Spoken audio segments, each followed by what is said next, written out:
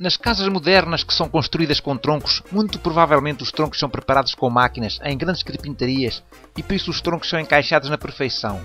Mas a minha cabana de troncos, que eu pretendo que seja uma réplica das cabanas rústicas que eram construídas nas terras do tio Sam, faz sentido que seja tudo feito de modo artesanal e muita perfeição iria contra a finalidade pretendida, pois no velho oeste americano as frestas nos troncos eram tapadas com barro. Por acaso as paredes da minha cabana até ficaram com os troncos bem unidos, mas sempre havia uma fresta ou outra. Depois de algum tempo a ponderar sobre o tipo de massa que deveria empregar para tapar essas frestas, pensei em utilizar barro, pois essa seria a solução mais económica e seguia na linha arquitetónica pretendida,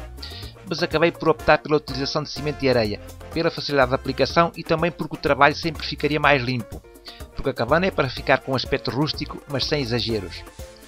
Também esteve nos meus planos assentar os troncos, depois de devidamente preparados, em cima de uma camada de cimento, tal como se faz com os tijolos, porque assim evitava qualquer fresta e a junta de cimento ficava mais sólida. Só consegui assentar os 4 primeiros troncos em cima da massa, precisamente os que ficaram em cima do murete de betão, porque a partir daí esse trabalho era quase impossível de fazer por vários motivos, mas principalmente porque era preciso fazer grandes manobras com os paus, pregar alguns pregos e também dar pancadas nos troncos, o que iria arrebentar com as juntas.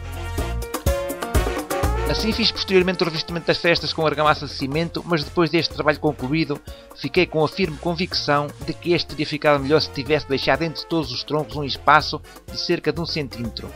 Esse espaço ficaria a ligar a massa colocada pelos dois lados da parede e a vedação das juntas seria muito mais sólida. É certo que existiam frestas, algumas até com mais de 1 cm, mas em muitos pontos os troncos estavam encostados, o que impedia a ligação interior-exterior da massa, podendo nessas áreas a vedação vir a soltar-se mais tarde por falta de aderência da massa à madeira.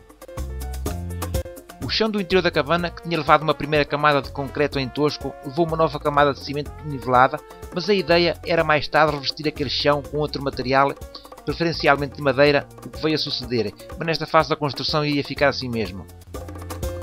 Seguindo o lema de reaproveitar materiais, revesti mais tarde, como já fizera com o teto, também o chão com peças laminadas, normalmente utilizadas em chão de pisos flutuantes.